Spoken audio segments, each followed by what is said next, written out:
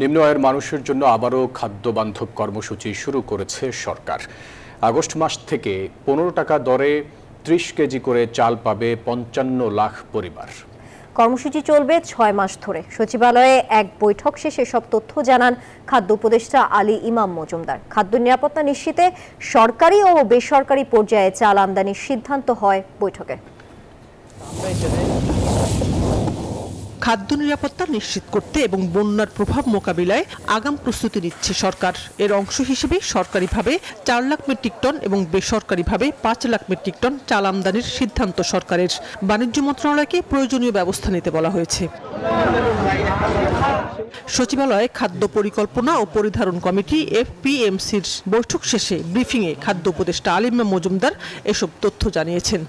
November পর্যন্ত আমাদের নিরাপদ খাদ্য মজুদ বলতে একটা জিনিস বোঝায়, সেটা হচ্ছে 13.5 লাখ মেট্রিক টন চাল গম মিলে রাখতে হয়, কিছুটা কম পড়ে যাবে।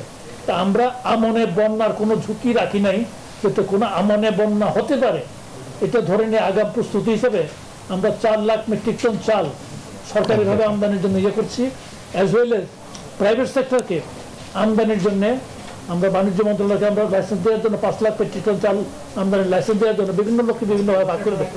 আলী ইমাম মজুমদার বলেন, আগামী আগস্ট মাস থেকে ফের চালু হচ্ছে সরকারের খাদ্য বান্ধব কর্মসূচি। এতে দেশের 55 লাখ পরিবার প্রতি মাসে 30 কেজি করে চাল পাবে 6 মাস ধরে। প্রতি কেজি চালের দাম নির্ধারণ করা হয়েছে 15 টাকা। মার্কেটকে স্থিতিশীল রাখার জন্য বিভিন্ন ধরনের কার্যক্রম নিতে হয়, শুধু রেগুলেটরি কার্যক্রম বা এগুলো নিলে চলে না। সরকারও ক্রেতা হিসেবে আছে, আমরা প্রকিউরমেন্ট করছি, আমরা চিন্তা করছি আমরা প্রকিউরমেন্টটা শেষ করার সাথে সাথেই আমরা আগামী আগস্ট মাসে খাদ্য বান্ধব কর্মসূচিটা চালু করব।